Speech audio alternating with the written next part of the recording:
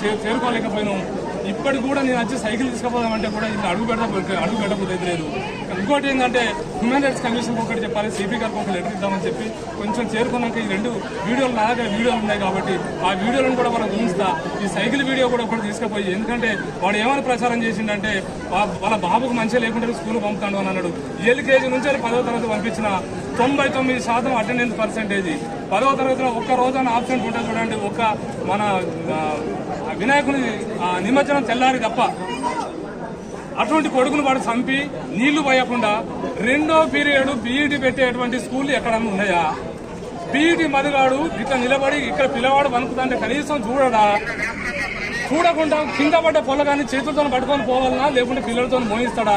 వాని చేతిలో కట్టే ఎందుకు? ఏ చట్టం చెప్పింది? ఏ RTE చట్టం చెప్పింది? వానికి రైట్ టు ఎడ్యుకేషన్ అనేటువంటి చట్టం ఏమని చెప్పింది? మరి దీని మీద కనీసం DO గారు, RJD గారు, విద్యాశాఖ అధికారులు ఇక్కడికి వచ్చి ఒక్కరాడన్నా ఇన్వెస్టిగేషన్ చేసిందా? ఇప్పుడు నా కడుపుకోత ఇంకొక కడుపుకోత రావచ్చు, అయినా కూడా మళ్ళీ వచ్చింది అని చెప్పి కనీసం నేను ఒక్కసారైనా ఇక్కడికి సందర్శిద్దామని చెప్పి మళ్ళీ నేను ఇక్కడికి రావడం జరిగింది. ఇక నా కొడుకు సంబంధించిన ఇన్వెస్టిగేషన్ ఈ రోజు వరకు తేల్చలేదు. ఇంకా ఏం జరిగిందో కూడా వాళ్ళు పోస్ట్మార్టం రిపోర్ట్ రాలేదని అంటున్నారు. మరి ఏం జరుగుతుంది? ఏమైతుంది అసలు? ఎంతమందిని వీడు ఇట్లా చంపడానికి సిద్ధం తయారైండు? మా రక్తంతో నీ బిడ్డ ఎంగేజ్మెంట్ ముంబై స్టార్ హోటల్లో చేసుకుంటావా? మా రక్తంతో నీ బిడ్డ పెళ్లిని దుబాయ్లో చేసుకుంటావా? ఇప్పటికే ఆల్రెడీ మీరు వాళ్ళని ఎంక్వైరీ చేయండి. ఆల్రెడీ స్టార్ హోటల్స్ అన్ని బుక్ అయినాయి దుబాయ్లో. ముంబైలో స్టార్ హోటల్ బుక్ చేసిన ఎవిడెన్స్ ఉన్నది వాళ్ళ దగ్గర. చూడండి, నా కొడుకు చనిపోయిన రోజు ఎంగేజ్మెంట్ చేసుకున్నాడు. మరి మా కడుపు పోతే నీకు రాకదా? నీకు పిల్లలు లేరా? నువ్వు పెళ్లిళ్ళు చేస్తలేవా? మరి పోలీసు వాళ్ళకు పెళ్లిళ్ళు ఇప్పుడు ఇక్కడ వాళ్ళ బిడ్డలు చదువుకుంటలేరా? మరి మాకు అడుపుకోత జరిగినట్టు వాళ్ళకి అన్యాయం జరగద్దని చెప్పి ఒక్కసారి వాళ్ళ మీద చర్యలు అరెస్ట్ చేసినావా? జన్నారెడ్డిని, మధుగాని అరెస్ట్ చేసినావా? రమేష్ గారిని, తెలుగు రమేష్ గారిని అరెస్ట్ చేసినావా? తెలుగు రమేష్ గారు నాకు 2 సార్లు ఫోన్ చేస్తా కూడా చెప్పిన, మీ దండం పెడతా సార్, మా వానికి మీరు వీడియో కాల్ రికార్డింగ్ కూడా తీసి చూడండి. వానికి ఆల్రెడీ JP రావు కూడా చెప్పిపోయినా, సార్ మా పిల్లవాడు ఎంత చదువుతా చదవనియండి, మీ టీచర్లందరికీ సైకాలజీ కౌన్సిలింగ్ ఇవ్వండి చెప్పిన.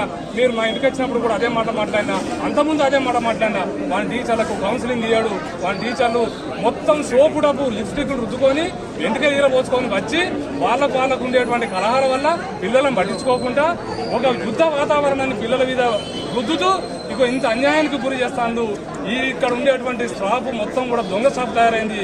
అందులో మధుగాని మాత్రం జన్నారెడ్డి గారు అస్సలు వదులుకోడు. ఎందుకంటే జన్నారెడ్డికి వాడు చేసే అరాచకాలు ఏవైతే ఉన్నాయో, పిల్లల మీద టీచర్ల మీద చేసే అరాచకాలు అన్ని కూడా మధుగాడు ప్రొటెక్షన్ ఇచ్చి కాపాడుతాను కాబట్టి వాడిని వదులుకోడు.